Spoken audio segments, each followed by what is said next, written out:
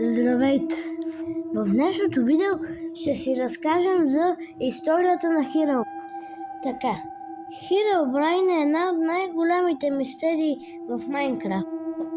Но преди да започнем, мога да ви кажа да харесате видео. Преди да започнете, можете да оставите по един лайк, да се абонирате за каналът и да ме оставите някакъв коментар, ако искате да споделете това с приятели. Нека да започнем. В първата среща с Херобрайн, анонимен потребител казва, че се е срещнал с друг човек в Майнкрафт с името Херобрайн. Този друг герой имаше празни очи и изчезваше всеки път, когато опитвах да го преследвам, за да го разследвам по-отблизо. След това анонимният потребител намира странни неща из света си, като например дървета без листа, пясъчни пирамиди и изкопани тунели в светът му. Потребителят създава тема, която се казва Майнкрафт форум, за да попита дали някой друг е имал същото преживяване и са излезнали още клипове за Херобрайн. И винаги, когато той се опитва да публикува нещо, то е било махнато. Можете ли да си представите? След това той получава имейл, който се нарича Херобрайн. И какво ли е имало в него? Сега ще разберем. И пише, някой им е написал да спре да качва за Херобрайн.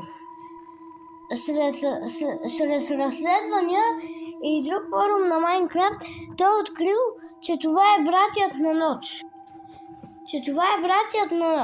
Така познатият Ноч с името Херобрайн. Когато незнайният потребител попитал Ноч дали наистина има брат, той му отговорил, че няма че е имал брат, който обаче вече е бил починал и най-вероятно някой хакер друг е влезнал с неговото име Херобрайн. През 2010 някакъв човек се е опитал да създаде Херобрайн в Майнкрафт, като е прекопирал негово изображение. Ето тук можете да го видите. По време на него стрим, тук както виждате, той буквално влиза в своята къща и почва да крещи, защото както видяхте, вижда Херобрайн. И това има много шанс да е направено с шейдъри, защото както виждате, все едно той е залепен на стената, но ако е истинско, ще е много голяма мистерия, както виждате, дори това е било на стрим. След това станало известно в Майнкрафт форум беше споделено. След това беше споделено в Майнкрафт форум сайтът и оттам стана много популярно и почнаха да се говорят много теории за Херобрайн. В кодовете на играта след 2011 нямало същество, което да може да строи блокове, освен кое? Ендерменът. Само Ендермена може в Майнкрафт да строи блокове и това е в новите версии след 2011. Между двете същества общото е телепортацията. Може би Ендерменът преди да е бил като Херобрайн с празни бели очи. Може, предполага се.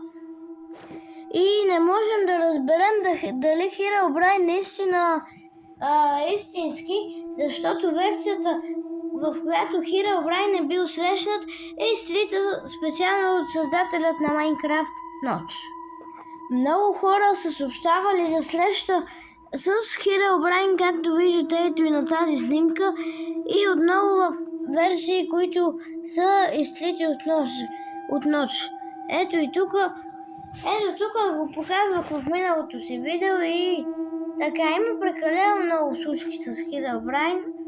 Но ако видеото ви е харесало, можете да се абонирате за канала, да оставите по един лайк. От мен чао и до следващия епизод.